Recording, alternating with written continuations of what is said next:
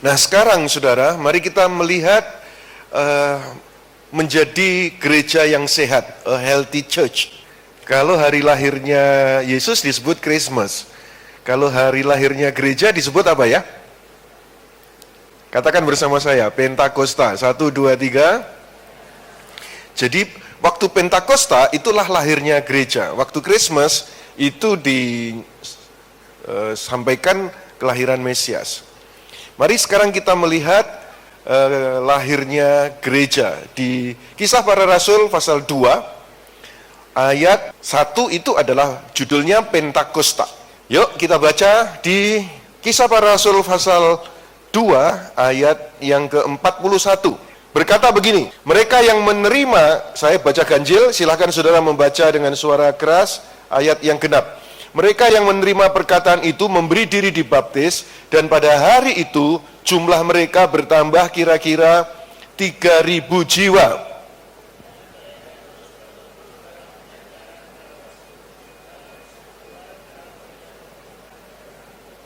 Ketakutan melanda setiap orang dan banyak sekali keajaiban serta tanda-tanda mujizat dilakukan oleh para rasul. Agak keras, 1, 2, 3.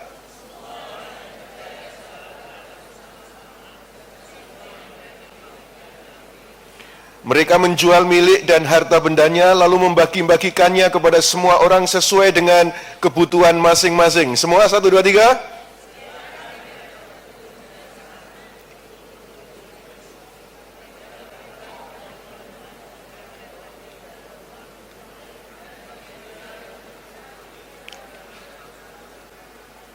Oke, ayat 47 kita baca bareng. 1, 2, 3.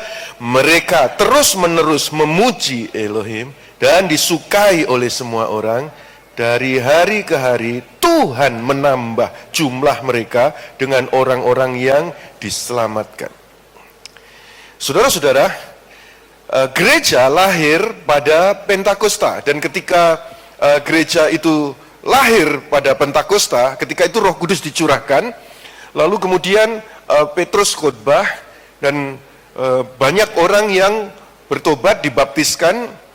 Jumlah waktu permulaan itu adalah 3.000, saudara-saudara, dan ini adalah gereja yang sehat. Dari ayat 41 sampai dengan ayat yang ke-47 disebutkan di sana ada 4 tanda gereja yang sehat. Kata kuncinya adalah mereka senantiasa bertekun. Mereka senantiasa bertekun. Nah, ada 4 dituliskan di sana. Bertekun dalam hal apa? Tanda daripada gereja sehat. Yang pertama, saudara-saudara, senantiasa bertekun dalam pengajaran. Saya rindukan di awal tahun 2016 ini, siapapun saudara, gereja adalah kumpulan orang percaya, bukan bangunannya, tetapi kumpulan umat yang sudah ditebus oleh Tuhan Yesus. Saudara, gereja ini senantiasa bertekun dalam pengajaran, dan ini bertumbuh ke bawah, berakar. Ada pohon yang tiba-tiba tumbuh menjulang ke atas tanpa akar yang kuat, kena angin pasti roboh. Tetapi ada pohon yang bertumbuh. Saya pernah pergi ke New Zealand. Di New Zealand, saudara, ada tempat namanya Rotorua.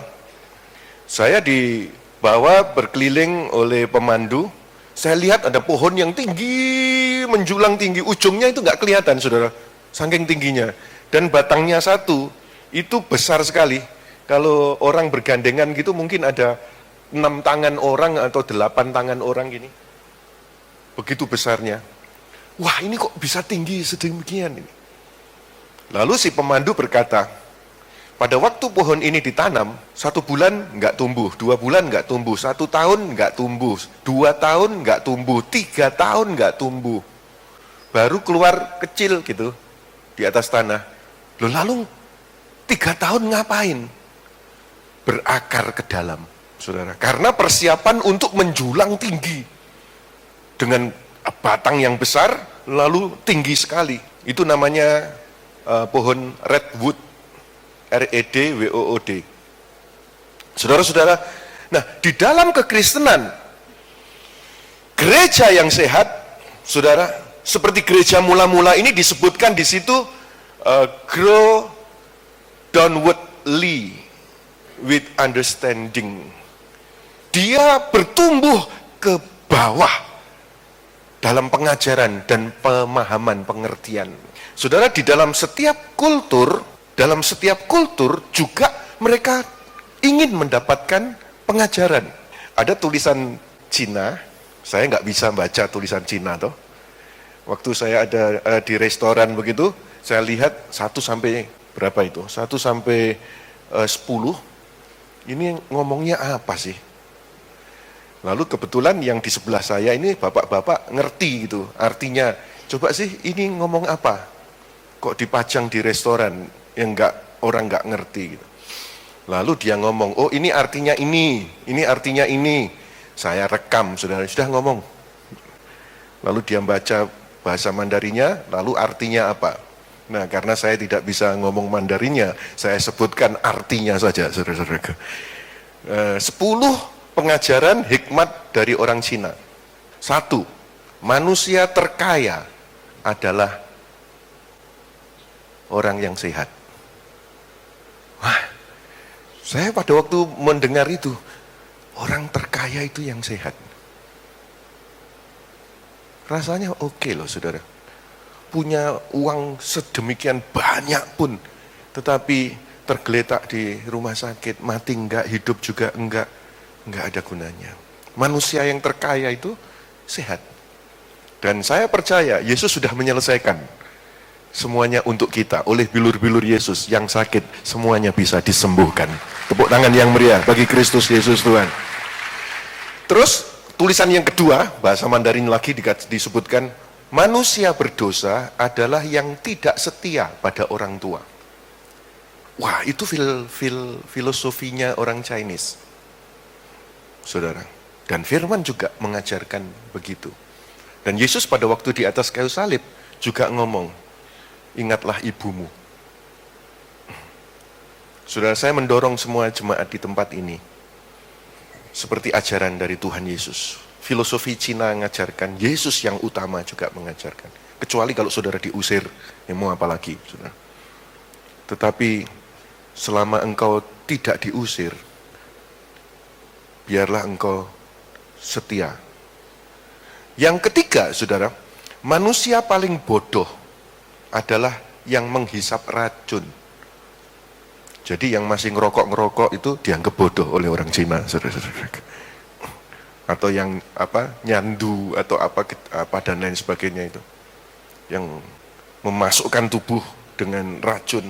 Yang keempat, manusia paling gagal adalah karena kesombongan. Waktu ibadah minggu lalu, hari Minggu kemarin, saya katakan kan 70% dari pakaian yang di dalam rumah itu kan nggak terpakai toh. Nah, biasanya saya sendiri nurunkan semuanya itu, lalu saya kasihkan ke kota A, kota B. Mereka pada senang toh, pakai baju saya, pakai jas saya, celana, sepatu dan lain sebagainya. Nah, Bu Hana saya dorong, ayo mah, ngapain ada di lemari gini banyak? Masukkan kardus, bagi gitu. Saudara, dan akhirnya nurut. Tapi ada juga, saudara, ketika dikasihkan kepada seseorang, orangnya yang dikasih itu malah tersinggung. Bu Hana ngasih, kok enggak baru? Ngasih kok pakaian bekas? Apa karena aku ini miskin? Loh, yang lain-lain, saudara, dikasih itu bersyukur-syukur. Ini dikasih malah tersinggung. Ternyata, saudara, ada orang miskin sombong. Orang kaya sombong saja jatuh, apalagi orang miskin sombong masuk kuburan, saudara. Sampai Bu Hana bertanya sama saya, Pak, masa salah ya? Enggak, ini orangnya yang salah. Yang lain-lainnya begitu banyak, senang kok. Nah, saudara-saudara, jadi manusia yang paling gagal adalah karena kesombongan. Dan kesombongan ternyata bukan hanya monopoli orang yang sudah berhasil. Orang miskin pun banyak yang sombong. Terus, manusia yang paling dikagumi adalah yang suka maju. nggak mundur, nggak pasif, tetapi yang maju itu yang dikagumi. 6. Hadiah manusia yang paling besar adalah pengampunan. Sudah toh, kita sudah terima dari Tuhan Yesus. Itu hadiah yang luar biasa paling besar. Manusia yang paling terkutuk adalah yang suka menipu orang. 8. Manusia paling besar kesalahannya adalah karena judi. Ada yang di sini yang suka judi. Itu menurut orang Chinese, itu paling besar kesalahannya, karena nggak akan ada menang. Ya cuma fata morgana, menang sedikit, menang 100, kalah 1000 gitu. Lalu kemudian manusia paling bangkrut adalah karena putus asa. Jadi kalau sudah putus asa, sudah habis. Dan manusia paling besar sukacitanya adalah karena membantu orang. Ini filosofi orang Chinese. Dan Bible mengajarkannya. Yesus mengajarkannya kepada kita. Saudara, senantiasa bertekun di dalam pengajaran. Sebab itu kalau saudara mendengar pengajaran dari filosofi kultur ini, saya beritahu kepada saudara, sumbernya ada semua di Bible ini. Dan biarlah setiap kita bertumbuh di dalam pengajaran, saudara mempelajari dari sumber-sumber, tahu mana itu daging, mana itu duri. Membuka internet juga begitu, mana itu daging, mana itu duri. Untuk save-nya memang perlu ada guidance yang memandu saudara. Saya tadi melihat gereja besar di Amerika, saudara, bagaimana itu jemaat begitu banyak, baik yang sudah lanjut usia maupun yang tanggung maupun yang masih muda, semuanya bawa Bible dan catatan loh saudara. Apa kurang canggih Amerika itu? Kenapa kok masih manual? Karena ada alasan-alasan khususnya. Untuk bertekun dalam pengajaran, saudara, engkau involve dengan membawa Bible ini. Oke, itu satu hal yang penting untuk saudara dapatkan. Bertekun dalam pengajaran. Terima kasih telah menyaksikan kebenaran firman Tuhan hari ini bersama kami. Saudara dapat mendukung pelayanan Pastor Yusak Hadisiswantoro Ministry melalui nomor rekening berikut ini. Tuhan Yesus memberkati.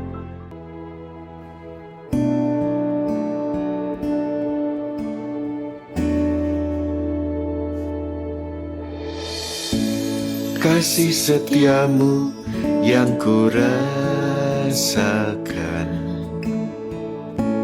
lebih tinggi dari langit biru. Kebaikanmu yang telah kau nyatakan lebih dalam dari lautan. Berkat-Mu yang telah ku terima selalu membuatku terpesona. Apa yang tak pernah ku pikirkan, itu yang kau sediakan bagiku. Siapakah aku ini, Tuhan? Jadi biji mata-Mu. Dengan apakah ku balas Tuhan selain puji dan sembah Kau? Berkat-Mu yang telah ku terima selalu membuatku terpesona. Apa yang tak pernah ku pikirkan, itu yang Kau sediakan bagiku. Siapakah aku ini, Tuhan? Jadi biji mata-Mu. Dengan apakah ku balas Tuhan selain puji dan sembahkan? Selain puji dan sembahkan, selain puji dan sembahkan, menyembah-Mu Tuhan, memuliakan-Mu Yesus, sebab Engkau layak. Haleluya, haleluya. Terima kasih, Engkau baik Tuhan, dan kami percaya Engkau akan terus baik, lebih baik dan menjadi sangat baik ya Tuhan. Keadaan kami akan terus menjadi baik, lebih baik, sangat baik. Dalam nama Yesus, dalam nama Yesus. Terima kasih Tuhan, terima kasih.